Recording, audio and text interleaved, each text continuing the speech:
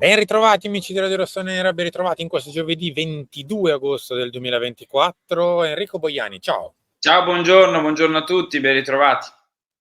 Siamo anche nell'antivigilia in tutto questo, della prossima partita di campionato, visto che tra 2 giorni si torna in campo a Parma, 18:30 per Parma-Milan seconda di Serie A. E vediamo un po' se il Milan si rimette un attimo in carreggiata dopo il passo falso iniziale.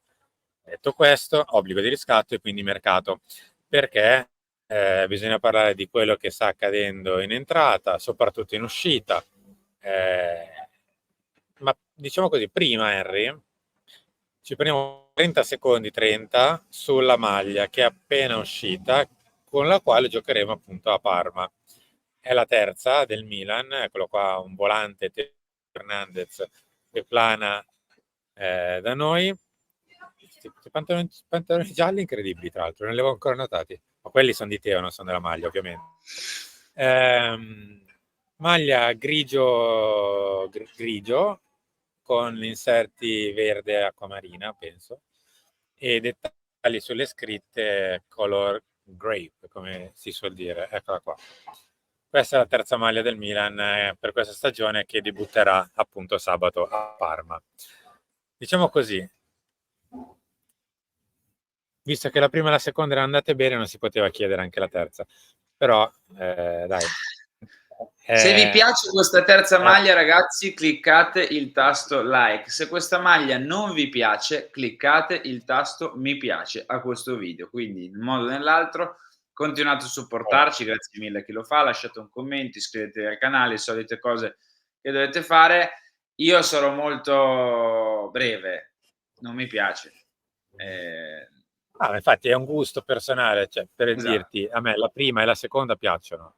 Ah no, ovviamente La qualche prima e la dettaglio seconda a me non piacciono piacere. e ti aggiungo anche molto la prima e la Eh, seconda, mi piacciono molto. la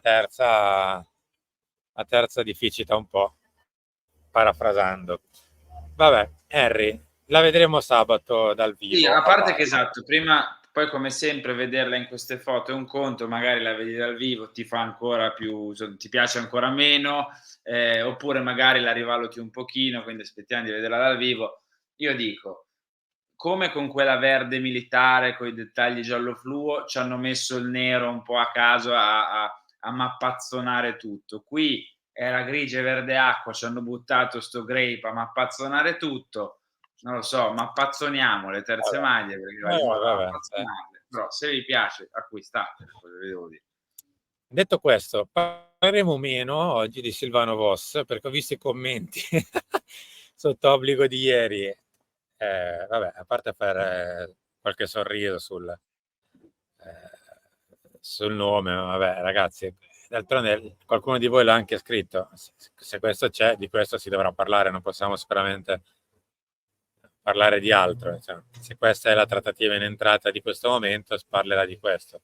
Se poi, insomma, ci sarà modo e spazio per fare qualcos'altro nella prossima settimana, perché più o meno questo mancano 8 giorni, se ci sarà ne parleremo, altrimenti no. Chiudiamo il discorso di Pier Calulu, che ormai tiene banco da una settimana, con ieri Pier che ha fatto visite mediche, firme e quant'altro. Questo è il comunicato ufficiale della Juve, dove essendo quotata in borsa, insomma, le specifiche sulle cifre sono esatte al centesimo.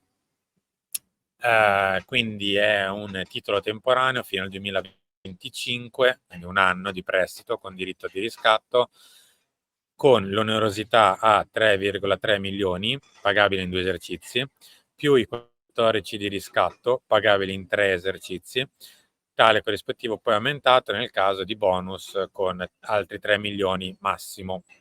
Questo è il trasferimento di Pier Calulu alla Juve, un Pier che insomma, qui andiamo sul personale, non ho visto proprio così essere entusiasta della destinazione. Io ti parlo di me stesso, poi ti lascio a te, e poi vedo chi vuole scrivere un commento, scriva, insomma. Io mi sarei tenuto molto volentieri Pierre. Ci siamo andati un po' a incastrare col discorso liste. Ci siamo ritrovati a una settimana e poco più ad avere più di un giocatore in esubero causa liste ormai intasate, è ovvio che a quel punto qualcuno dovesse partire. Si è deciso di far partire Pierre invece di altri, lecito, scelta societaria, per una diretta rivale, a Juventus, in prestito con diritto di riscatto. Operazione che per quanto mi riguarda non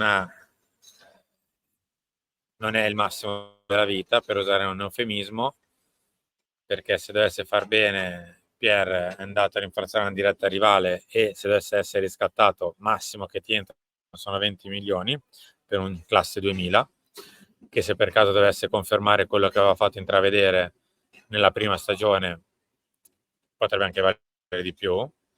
Capisco l'obiezione del fatto che sono 2 anni che fa fatica, ma 2 anni fa è stato allenato male, per stessa missione del suo stesso allenatore, che ha detto in conferenza stampa all'inizio dell'anno scorso di aver messo lui confusione in testa a Pierre.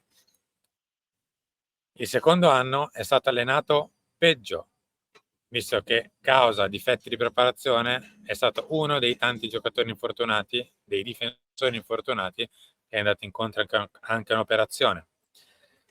Quindi, siccome non è direttamente colpa sua, diciamo così, mi sarei tenuto il dubbio di valutare Piercalulu in altra circostanza e di mantenere il possesso di Pierre ancora per almeno un'altra stagione. Poi si è deciso di non far così e di andare a darlo in prestito con diritto a un'altra squadra rivale. Se il campo ti dirà che hai fatto bene, perfetto. Se il campo ti dirà che hai fatto male, pazienza. Non aggiungo nulla a quello che hai detto tu,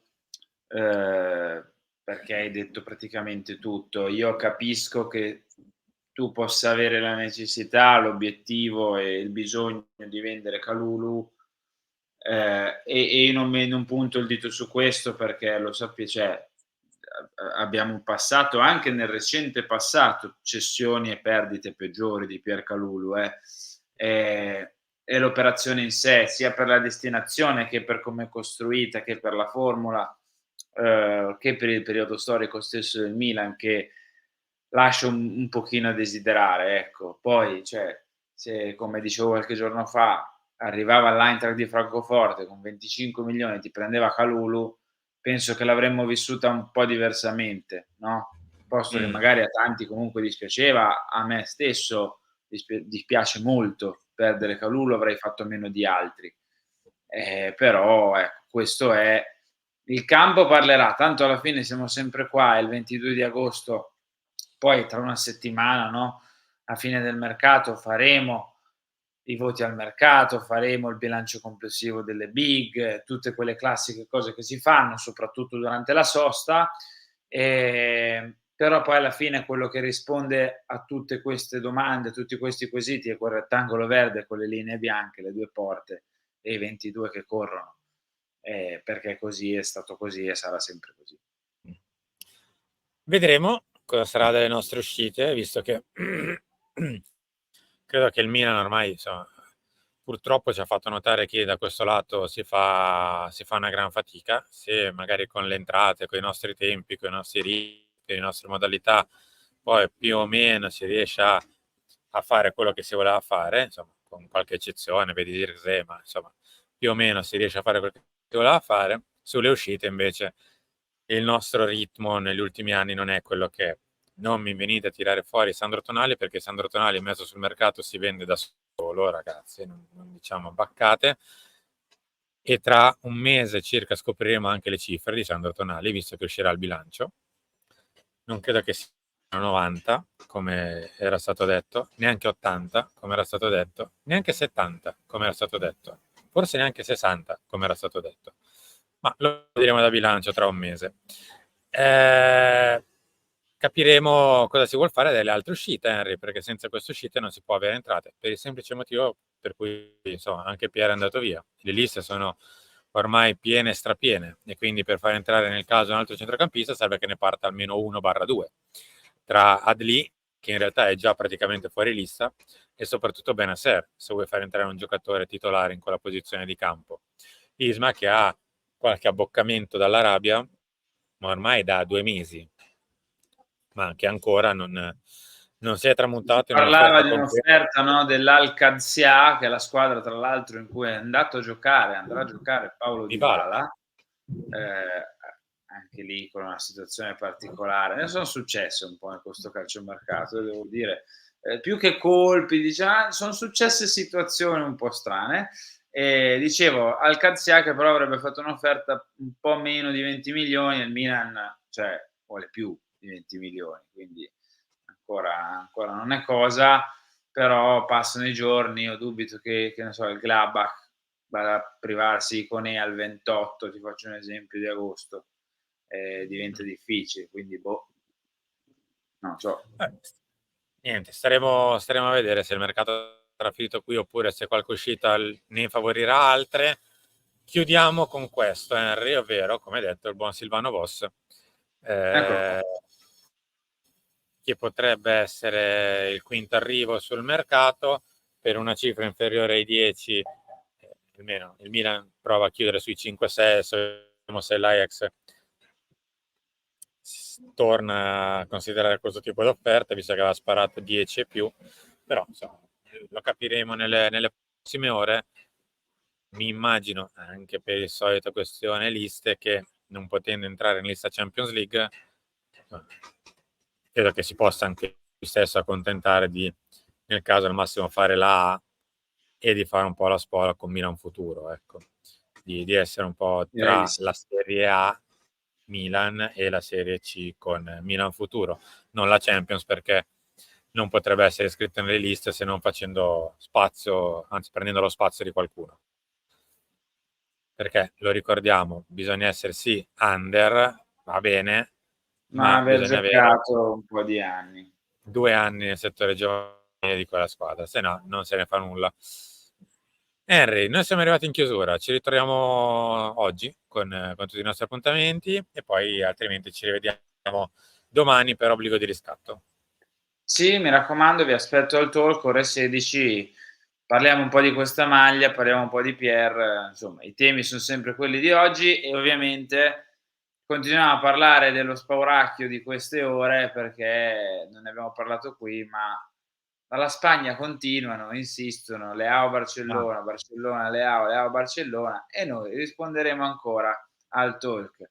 Avete voluto la bicicletta? Mo' pedalate, vi beccate le nostre risposte dall'Italia sulle app. Ciao. Ciao.